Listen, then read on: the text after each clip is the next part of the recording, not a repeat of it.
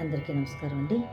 ఈ మధ్య నాకు ఒక చిన్న ఇన్సిడెన్స్ జరిగింది. అది నేను మర్చిపోయాను. అంటే ఓ 2 నెలలు ఎంత అవుతుంది. ఈ మధ్యన సుబ్బరాయ షష్ఠి వచ్చింది. సుబ్బరాయ షష్ఠి అంటే కిందటి సంవత్సరం సుబ్బరాయ షష్ఠికి నేను మా బాబుని కావిడి వేయించాను. అయితే అప్పుడు బాగా లేట్ అయింది. 1 గంట దాకా అయిపోయింది. ఇప్పుడు అలాగే ఉంటుందనుకుని మా అబ్బాయి వద్దమ్మా అంతవరకు అయితే నేను ఉండలేకపోతున్నానని చిన్న బాబు భయపడితే డబ్బులు కట్టలేదు నేను. కట్టకుండా మామూలుగా సరేలే దర్శనం చేసుకుందాం, పాలాభిషేకం ఏదైనా చేసుకోవచ్చులే, విగ్రహానికి చేస్తారు కదా అని అనుకున్నాం. అయితే ఈసారి ఏమైంది, నేను 9:30కి వెళ్ళాను. 9 గంటలకే అభిషేకం అన్నీ, పాలాభిషేకం అన్నీ అయిపోయి అందరు తిరిగేయడం, నగర నగరం అంతా, వీధి అంతా తిరిగేయడం అన్నీ జరిగిపోయి చాలా బాధపడ్డాను. అయ్యో స్వామి, కిందటిసారి బాగా చేసుకున్నాను, ఈసారి ఏమీ లేదు, నేను ఈసారి ఏమి చేయలేకపోయాను, ఈసారి నేను ఏమి చేయలేకపోయాను, నాకు అంతే ప్రాప్తం ఉందా అని బాధపడుతూ అప్పటికే చిమిలి ప్రసాదం పంతులు గారు అందరికీ ఇచ్చేస్తున్నారు. అయ్యగారికి అడిగాను, అయ్యా మరి పూజ అయిపోయింది అంటున్నారు, కనీసం ఎంత పువ్వులు తెచ్చారు కదా అక్కడ పెట్టేసేయండి, ఏం పర్వాలేదు అనేసి అంటే పువ్వులు పళ్ళు ఏవో తీసుకెళ్ళి అక్కడ స్వామి దగ్గర పెట్టేశాను. అభిషేకం తెచ్చిన పాలు అవి అక్కడ ఇచ్చేసి, అయ్యా మనకి ఈసారి క్షమించి స్వామి సుబ్రహ్మణ్య అనేసి పంతులు గారిని అడిగాను. అయ్యా మీరు గంధం పోస్తారు కదా, గంధం అన్న ఇవ్వండి అంటే, అయ్యో అమ్మ అందరికి ఇచ్చేసామమ్మా అయిపోయిందమ్మా అన్నారు. ఇంకా నా బాధ వర్ణనాతీతం. అయ్యో దేవుడా, గంధం కూడా నోచుకోలేదా, అయ్యో ఎంత లేట్ అయిపోయినాయి, పొరపాటు అయిపోయింది స్వామి అని బాధపడుతున్నాను. సుబ్రహ్మణ్య స్వామి ఫోటోని చూస్తూ, ఆ అలంకరణ చూసుకుంటూ చాలా బాధ, అంటే అది చెప్పలేని బాధ, అంత బాధ అనిపించింది. నాకు గంధం కూడా దొరకలేదా అని.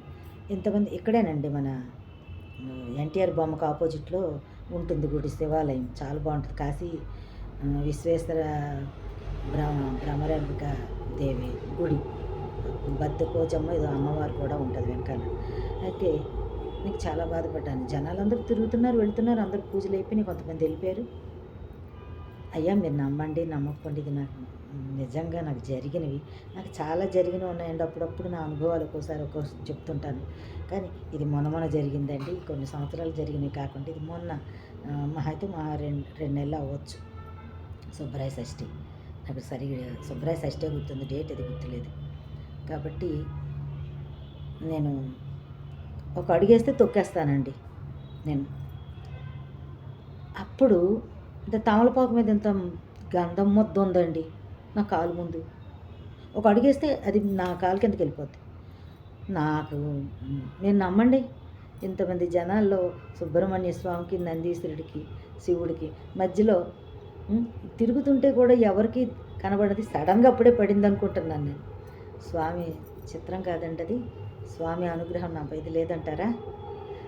ఇప్పుడు నేను పెట్టుకున్నది కూడా అదే బొట్టండి. నేను కిందటి సంవత్సరం ఇచ్చింది ఇప్పుడు దాకా పెట్టుకున్నాను, ఈ సుబ్బరాయ షష్ఠి దాకా. ఈ సుబ్బరాయ షష్ఠి సరిగ్గా కరెక్ట్గా అయిపోవచ్చింది, ఇంకా గంధం ఇస్తే బాగుంటుంది, మళ్ళీ సంవత్సరం అంతా పెట్టుకోవచ్చని. ఎంత ముద్దండి తమలపాకులో నా కాళ్ళ మీద ఉంది. నేను ఒక అడుగు ఎత్తేస్తే కరెక్ట్గా నా కాళ్ళ కింద పడిపోతుంది. అది తీసుకొని స్వామికి ఎన్ని ప్రణామాలు చెప్పాను. స్వామి నీ కరుణ నా పైన ఉంది, నా పైన ఉంది, నా పైన ఉంది అనుకుని ఆ ముద్ద తెచ్చుకున్నానండి. ఒక డబ్బా కూడా చూపిస్తాను, 2 డబ్బాలో పెట్టుకున్నాను.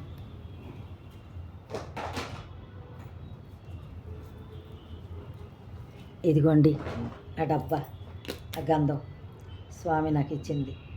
ఇంకా నేను కావాలంటే ఇంక వేరే గంధం పోసుకోవచ్చు, స్వామి దగ్గర నుంచి పడిన గంధం అండి. నేను ఏవి అబద్ధాలు చెప్పనండి, ఎందుకంటే